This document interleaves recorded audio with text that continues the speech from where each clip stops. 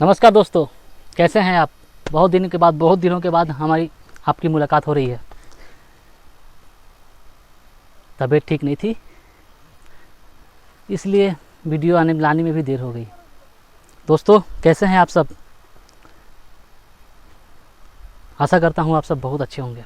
नज़ारा तो देख ही रहे होंगे पीछे की मेरी, कितनी सुंदर नज़ारा है ये, पूरी प्रकृति से परिपूर्ण भरपूर।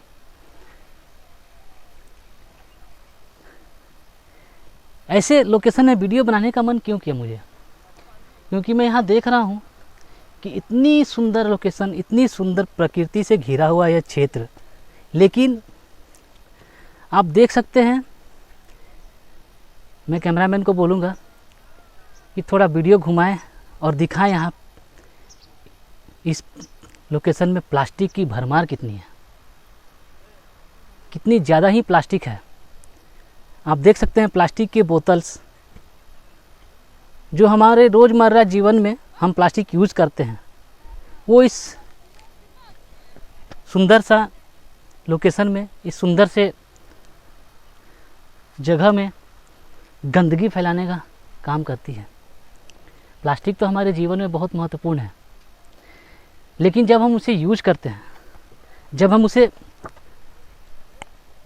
प्लास्टिक को इस्तेमाल में लाते हैं, तो कृपया इस तरह से ना फेंकें।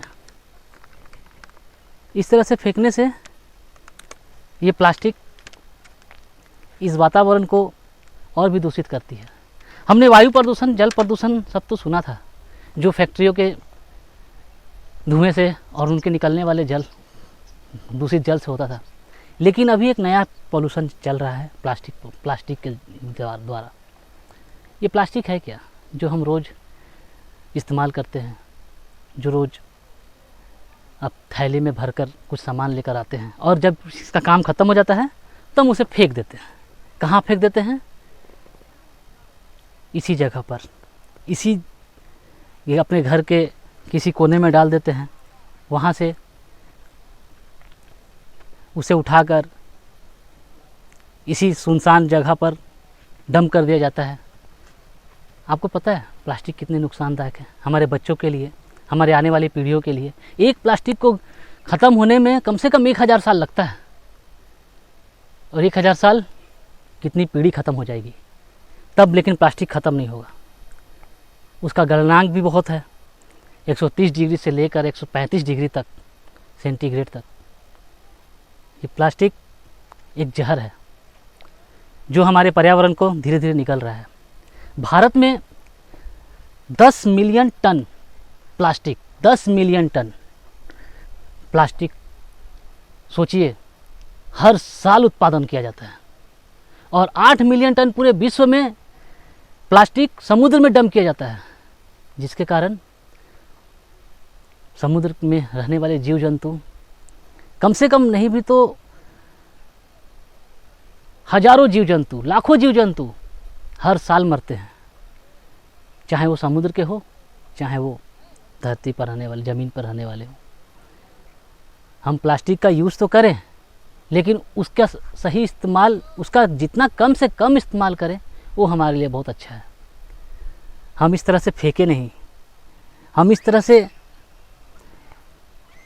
इसे ज़मीन कूड़ादान नहीं है, ये ज़मीन हमारा अपना घर है।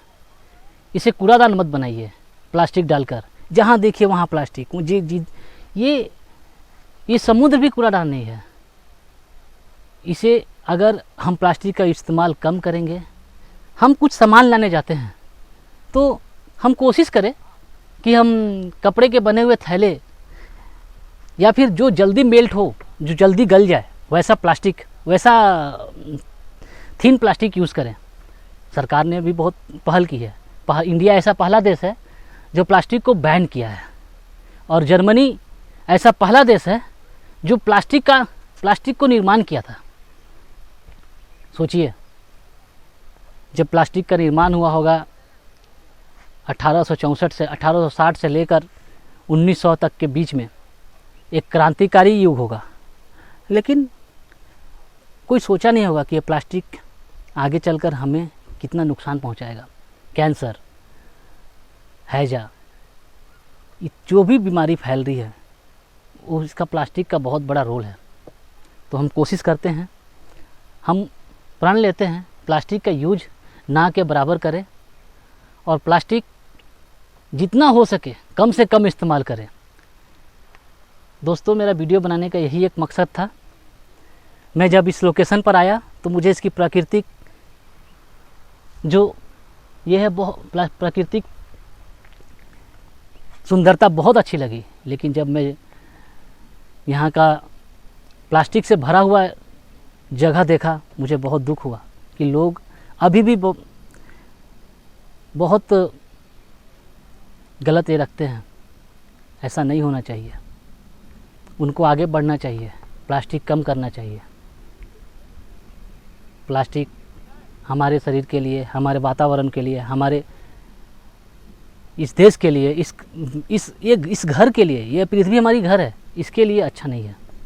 तो हमें अभी संभलना होगा, न वरना वो दिन दूर नहीं जब इस एक समय आएगा जब धरती पर सिर्फ प्लास्टिक ही प्लास्टिक होगा। धन्यवाद दोस्तों, मिलता हूँ आपसे नेक्स्ट वीडियो में। तब तक के लिए बने रहिए मेरे साथ। मेरे चैनल को सब्सक्राइब कीजिए, लाइक कीजिए, शेयर कीजिए। Thank you.